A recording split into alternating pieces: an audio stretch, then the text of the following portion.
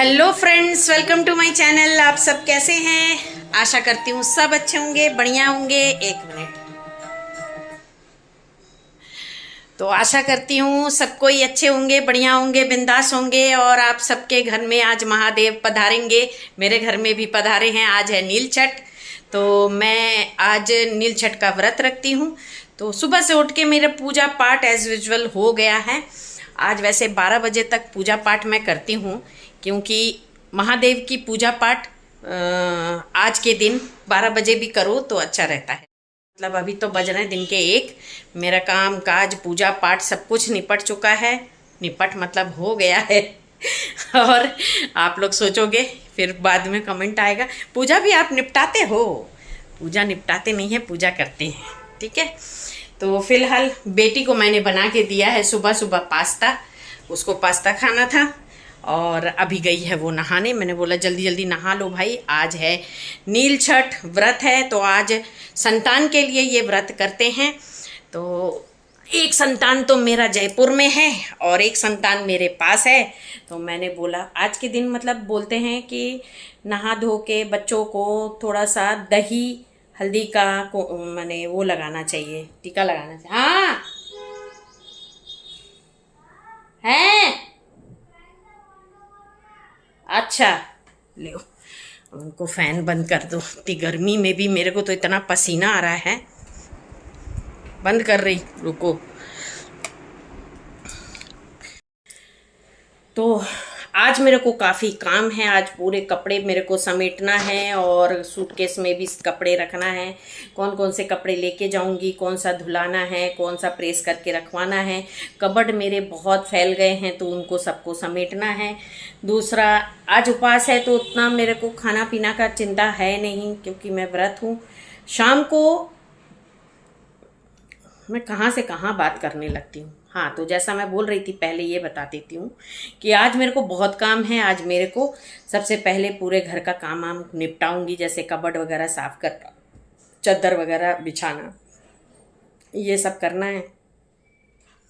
ये सब करने के बाद फिर आज शाम को जाएंगे हम लोग मंदिर में जाके आज के दिन दिया जलाते हैं, घी की दिया जलाते हैं। जिसके जितने संतान हैं उनके नाम पे दिया जलता है। तो मेरी 2 संतान हैं तो मैं 2 दिया जला दूंगी भगवान के सामने। और ऐसा बोलते हैं कि जिनके घर में लड़के होते हैं, उन लड़कों के लिए किया जाता है, माने बेटा के लिए ये व्रत किया जाता है। लेकिन मेरा मानना ये है, बेटा हो चाहे बेटी, संतान तो संतान होती है। तो मैं बेटा बेटी दोनों के लिए ही पूजा करती हूँ और दिया लगाती हूँ। तो आज शाम को मंदिर जाऊंगी। तो जैसा भी जो भी होगा तो आपको भी लेके चलेंगे, दिखाते रहेंगे, शेयर करेंगे कि आज मेरा नील छठ का व्रत मैंने किस तरह से किया। घर की पूजा पाठ तो कर चुकी हूँ। और बैकग्राउंड में साउंड आ रहा है, पता नहीं कौन फटफटी चला रहा है। ऐसा भी कोई फटफटी चलाता है? साबूदाना भिगो के रखा है। बस मैं साबूदाना बनाऊंगी सेंधा नमक से। तो मैं किस तरह से बनाती हूँ आपको आज शेयर करूँगी कि कैसे बनाती हूँ। वैसे पता नहीं, बादाम तो है नहीं, बादाम डालो तो अच्छा रहता है। तो चलिए थोड़ी देर बाद बनाऊँगी तो फिर मैं आपको दिखाऊँगी। फ़िलहाल तो मैं अभी चाय पी लेती हूँ, चाय और पानी। तो फ्रेंड्स, अब मैं बना रही हूँ साबूदाना। कढ़ाई मैंने चढ़ा दिया है और डालूँगी तेल, फिर डालूँगी जीरा और हरी मिर्च। आप देखते रहिए। सबसे पहले डालूंगी तेल थोड़ा सा। इधर मैं साबूदाना फुला के रखी थी, इधर मैं साबूदाना जो कि सुबह से फुला के रखी थी, इसका पानी झरा ली। और आलू काट ली ऐसे। ये छोटा छोटा आलू कटा है, पतला पतला करके काट ली हूँ। थोड़ा ज़्यादा काटी हूँ आलू मुझे, क्योंकि साबूदाना की खिचड़ी में आलू बहुत पसंद है। साबूदाना की खिचड़ी नहीं बोलते हैं उसको, क्या बोलते हैं? पोहा। अब ये तेल गरम हो गया। अब इसमें थोड़ा सा डालूंगी जीरा। कई लोग इसमें बादाम भी डालते हैं, लेकिन मेरे पास अभी है नहीं मूंगफली। तो जीरा हो गया है तेल में। अब मैं डालूंगी हरी मिर्च। इसमें हरी मिर्च का स्वाद बहुत अच्छा लगता है। और जैसे ही हरी मिर्च डाल दिया, थोड़ा सा तड़का लगेगा हरी मिर्च का तेल में, बहुत मज़ेदार लगता है। ये डाल दिया आलू। अब तेल में आलू को थोड़ा फ्राई कर लेंगे, फ्राई।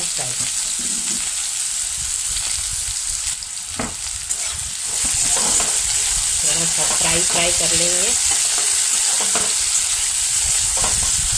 घटर आवाज़ होता रहता है। मैं क्या बताऊं, यहाँ आने के बाद नया चूल्हा खरीदी थी स्टील का, लेकिन इसके जो क्या बोलना चाहिए, वो फेम है जो जिसमें कढ़ाई वगैरह बैठाते हैं, वो फेम तीनों डिफ़ॉल्ट हैं। डिफ़ॉल्ट टाइप का फ्रेम दे दिया उसने, सही से बैठते ही नहीं है, इसमें घटर घुटर आवाज़ होता रहता है, बहुत दिक्कत होती है मेरे को। आवाज़ में तो और भी दिमाग ख़राब हो जाता है। तो ये थोड़ा सा फ्राई कर लूँगी। इसमें डालूँगी सेंधा नमक। ये थोड़ा सा सेंधा नमक डाल दिए।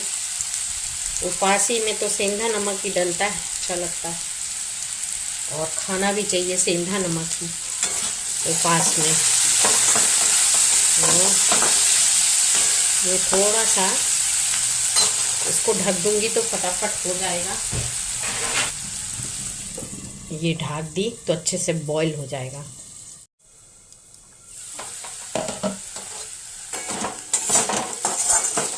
हो गया है आलू।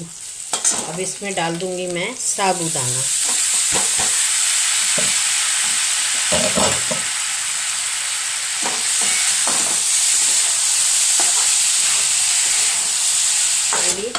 और इसमें डालूंगी थोड़ा सा गोल मिर्च।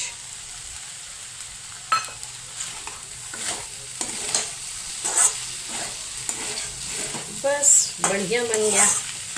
ज़्यादा टाइम नहीं लगता है साबूदाने का पोहा बनाने में, बहुत जल्दी बन जाता है ये पोहा। साबूदाना पोहा का ये है फाइनल लुक। तो चलिए सबसे पहले मैं साबूदाना खा लेती हूँ। वैसे तो निर्जला उपवास रहना चाहिए आज के दिन, लेकिन मैं नहीं रह पाती हूँ। कारण ये है, वैसे तो ये उपवास निर्जला रखते हैं, लेकिन जब से मेरे को बीपी की दवाई, स्किन की दवाई, दुनिया भर की वो थायराइड की दवाई ये सब लेनी पड़ती है, तो मैं ऐसा साबूदाना दिन में खा लेती हूँ। और रात में कुछ भी दलिया वगैरह जो भी है वो बना के खा लेती हूँ। लेकिन पहले मैं निर्जला उपवास रखती थी, दिन भर कुछ नहीं खाती थी। शाम के टाइम महादेव के सिर में जल चढ़ा के, मतलब पूजा पाठ करके, फिर उसके बाद मैं कुछ भी खाती थी, कुछ भी बोलते साबूदाना की खिचड़ी खाती थी। लेकिन अब नहीं हो पाता है मेरे से, तो मैं अभी, क्योंकि अभी मेरे को दवाई लेनी है, तो चलिए फटाफट खा लेते हैं। उसके बाद शाम को जब पूजा करने जाएंगे तो आपको भी साथ में लेके चलते हैं। बिटिया को मैंने बना दिया है दाल चावल, तो वो दाल चावल खा लेगी। उसको तो दाल चावल ही होना चाहिए, उसको दाल चावल रहेगा तो कुछ नहीं खाना, और दाल चावल और उसके साथ अचार उसका वो फेवरेट खाना है। चलिए, तो आलू तक भी अगर तल के दे दो तो आलू भी नहीं खाती है, दाल चावल और अचार। तो चलिए पहले खा लेती हूँ। तो फ्रेंड्स, शाम का टाइम है और हम लोग जा रहे हैं अभी मंदिर। तैयार हो गए मैं और मेरी बेटी दोनों जन। चलिए पहले मंदिर में पूजा करके आते हैं। तो फ्रेंड्स, मैं कॉलोनी के मंदिर आ गई हूँ यहाँ पर शिव जी को जल चढ़ाने के लिए। यहाँ जो मेन मंदिर है वहाँ पर तो शिव जी का श्रृंगार वगैरह करके वो मंदिर बंद कर दिया है, वहाँ पर जल चढ़ाने को देते भी नहीं हैं।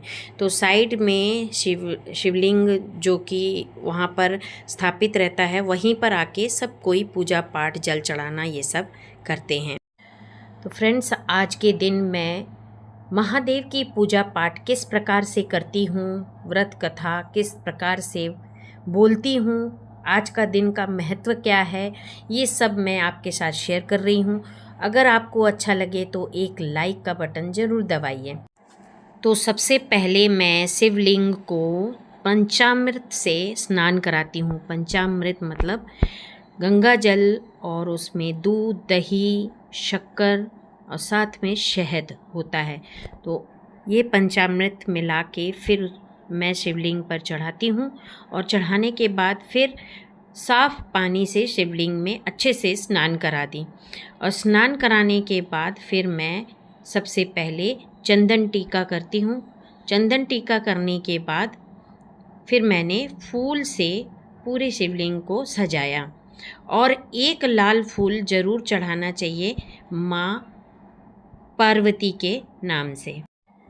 फूल अर्पण करने के बाद फिर फल अर्पण करते हैं।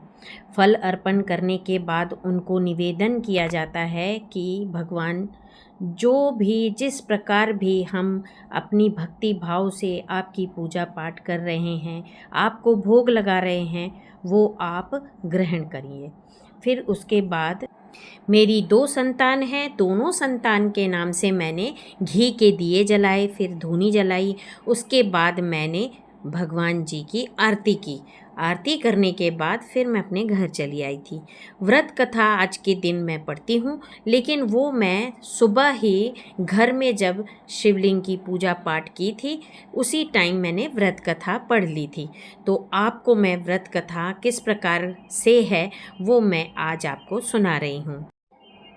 एक राज्य में ब्राह्मण और ब्राह्मणी रहते थे और दोनों बहुत ज़्यादा पूजा पाठ करते थे। पूजा पाठ करते थे और भक्ति भाव में हमेशा सराबोर रहते थे। लेकिन जब भी ब्राह्मणी को संतान होता था तो वो संतान कुछ दिन तक जिंदा रहते थे, फिर मर जाते थे। वो उनको कोई ना कोई कारण से संतान उनकी ख़त्म हो जाती थी। इस प्रकार से 5-6 संतान उनकी हुई और सभी संतान उनके ख़त्म हो गई। तो उनका फिर ब्राह्मण और ब्राह्मणी दोनों का पूजा पाठ भक्ति भाव से बिल्कुल मन उठ गया और वो उस राज्य को छोड़कर काशी धाम चले गए। काशी धाम मतलब बनारस, वहाँ जाके बस गए और वहाँ पर जाके जैसे गंगा नदी के पास बैठना, स्नान करना, मणिकर्णिका के घाट में ही वो ज़्यादातर अपना समय बिताते थे। इस तरह से एक बार ऐसा हुआ कि मणिकर्णिका घाट में बैठ के ब्राह्मणी नहा धो के बैठ के कुछ सोच रही थी। उसी टाइम जो षष्ठी मैया है वो वृद्धा के रूप में, माने वृद्ध औरत की रूप में वो छड़ी लेके उनके पास आई और आके उनसे पूछने लगी कि ब्राह्मणी आप क्या सोच रहे हो यहाँ बैठ के। तो वो बोलने लगी कि मैं बहुत दुखी आत्मा हूँ, मेरे सब कुछ रहते हुए भी, मेरे संतान होते हुए भी मेरी एक भी संतान जीवित नहीं है। तब से मैंने पूजा पाठ सब कुछ छोड़ दिया है। तो वो वृद्ध बूढ़ी महिला बोली कि तुम षष्ठी मैया को मानती हो? तो वो बोले हाँ, मैं सबको मानती थी और सबकी पूजा पाठ करती थी। तो उनने बोला ठीक है, तुम एक काम करना, चैत के महीने में जितने सोमवार आते हैं वो पूरे सोमवार अच्छे से पूजा पाठ करना और चैत के संक्रांत में नीलकंठ की पूजा करना। तो ब्राह्मणी ने ऐसा ही किया। पूरे चैत के महीने में जितने भी सोमवार होते हैं सब में अच्छे से पूजा पाठ की और चैत के संक्रांत में उन्होंने नीलकंठ की पूजा की। नीलकंठ यानी महादेव, महादेव को नीलकंठ भी बोला जाता है। उस दिन उन्होंने नीलकंठ की पूजा बहुत ही आस्था और भावना से की। उसके बाद से ही वो ब्राह्मणी को फिर से एक संतान हुआ जो कि उनका सबसे पहला लड़का हुआ। इस तरह से उनके एक के बाद एक बहुत सारे संतान हुए। तभी से मान्यता है कि यह पूजा संतान के लिए की जाती है, उनकी आयु वृद्धि के लिए, उनकी उन्नति के लिए। फ्रेंड्स, पहुंच गए घर और बहुत ही शांति मिलती है मंदिर में जाके पूजा पाठ करने में। बहुत ही कोई ना डिस्टर्बेंस ना कुछ, आराम से शांति से बैठ के काफ़ी देर तक पूजा किया। अब मैं घर की फटाक से आरती कर लेती हूँ, दिया बत्ती कर लेती हूँ। फिर उसके बाद मेरी बिटिया के लिए खाना बनाऊँगी और अपने लिए भी देखती हूँ कुछ तो बनाना ही है। तो फ्रेंड्स, आज के दिन जैसे छठ षष्ठी माँ के आशीर्वाद से ब्राह्मणी को संतान हुआ और उनका वैभव, यश, सब कुछ वापस आया, उसी प्रकार से हर एक माँ अपने संतान की आयु वृद्धि के लिए, उनकी उन्नति के लिए ये व्रत करती है। तो आप लोगों को अगर ये ब्लॉग अच्छा लगा है तो ज़रूर से एक लाइक का बटन दबाइए, सब्सक्राइब कीजिए, बेल आइकन को दबाना बिल्कुल ना भूलें और शेयर ज़रूर से कीजिए।